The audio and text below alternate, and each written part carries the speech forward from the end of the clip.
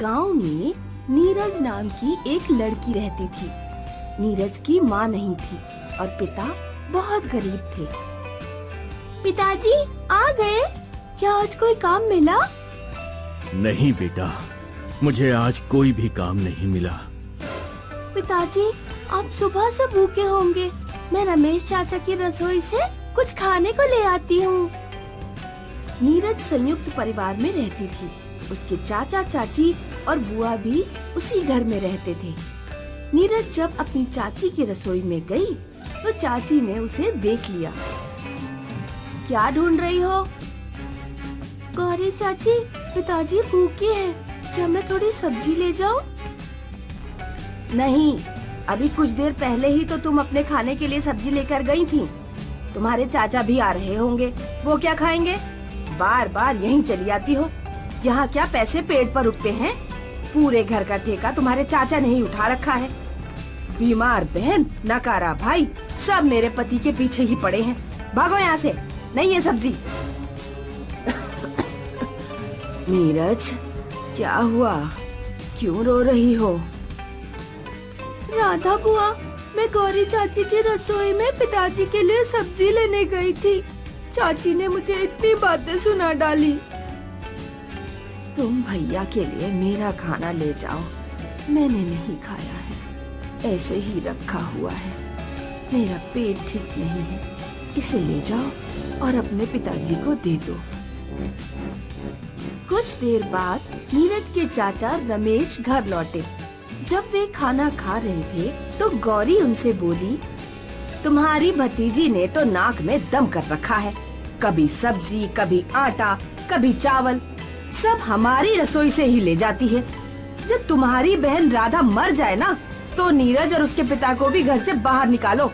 इन गरीबों के बस की बात नहीं है कि कोर्ट कचहरी करके हमारा कुछ बिगाड़ लें। लेकिन क्या पता राधा कब दुनिया छोड़े। तुम ही ने तो उनकी उम्र बढ़ाई है। खाना पीना दवा बंद करवा दो, ज्यादा दिन नहीं जिएंगी। गौरी ने राधा का खाना पीना लगभग बंद कर दिया। न उसे टाइम से रोटी देती और न पानी। राधा कुछ ही दिनों में चल बसी। नीरज को अपनी बुआ के चले जाने पर बहुत दुख हुआ। फिर एक दिन रमेश ने नीरज के पिता से कहा, सुनो किसान भाई, तुम अपना सामान बांध लो, हम इस घर में किराएदार रख रहे हैं। लेकिन मैं कहाँ जाऊंगा? कहीं भी जाओ, मुझे कुछ नहीं पता। इज्जत से चले जाओ तो ठीक है, वरना धक्के मारकर घर से बाहर निकाल दूंगा। नीरज के पिता डर गए। उन्होंने घर खाली कर दिया। ये लो नीरज, इस बैग में तेरी प्यारी स्वर्गवासी राधा बुआ के कपड़े हैं, ले जा, तेरे काम आएंगे।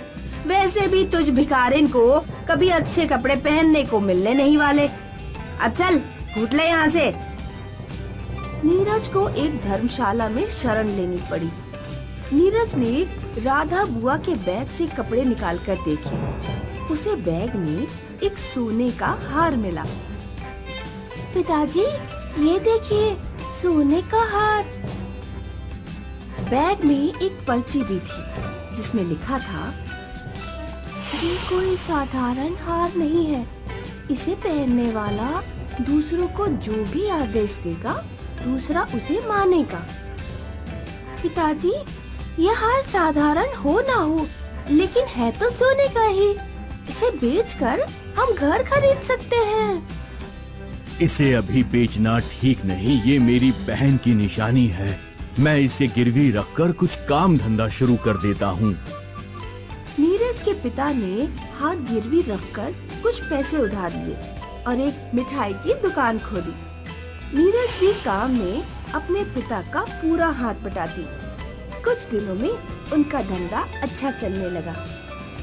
नीरज के पिता ने उधार लिए पैसे लौटाकर हार वापस ले लिया और एक घर भी खरीद लिया। नीरज की चाची गौरी एक दिन मंदिर से लौट रही थी तो उसने नीरज की मिठाई की दुकान देखी। गांव वालों से पूछताछ करने पर गौरी को पता लगा कि नीरज के पिता ने एक बड़ा सा घर भी बनवा लिया है। रात में जब रमेश घर लौटा तो गौरी उससे बोली, ये नीरज के पास इतने पैसे कहाँ से आ गए? कोई डाका वाका तो नहीं डाल लिया बाप बेटी ने?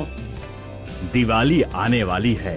दिवाली वाले दिन हम दोनों मिठाई लेकर उनके घर चलेंगे और उनकी अमीरी का राज पता लगाएंगे। दिवाली वाले दिन रमेश और गौरी नीरज के घर पहुँचे। लो भैया किशन, हम दिवाली की मिठाई लेकर आए हैं। हमारे बीच जो भी हुआ, लेकिन हो तो तुम हमारे भाई। नीरज और नीरज के पिता ने पुरानी बातें भूलकर गौरी और रमेश को पूरा सम्मान दिया। लौटते वक्त रमेश और गौरी उनके घर के पीछे छुप गए। वो नीरज और नीरज के पिताजी की बातें सुनने लगे।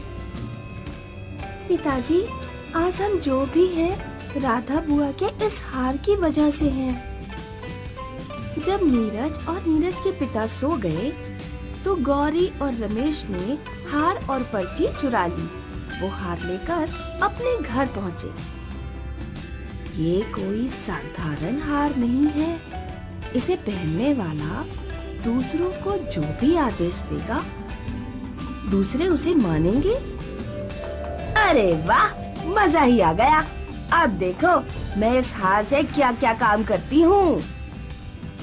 गौरी हार पहनती है और गांव में जाती है। काका, अपनी सारी भैंसें हमें दे दो। काका के ऊपर हार का तुरंत असर हुआ और उन्होंने गौरी को सारी भैंस दे दी। गौरव, अपने घर में रखे सारे पैसे मुझे लाकर दे दो। इस तरह गौरी ने हार का गलत फायदा उठाया और दूसरे घरों की चीजें अपने पास मंगा ली। गौरी, इस तरह दूसरों की संपत्ति मांगना ठीक नहीं है। अब तुम बस भी करो। और कितने लोगों से उनकी चीजें मंगवाओगी? तुम्हें क्या मतलब? क्या तुम्हें जिंदगी भर गरीब ही रहना है? अरे जब हार हमारे पास है तो मैं इसका फायदा क्यों ना उठाऊं? लेकिन अगर कल को लोगों के ऊपर से हार का असर खत्म हो गया तो पता नहीं क्या होगा।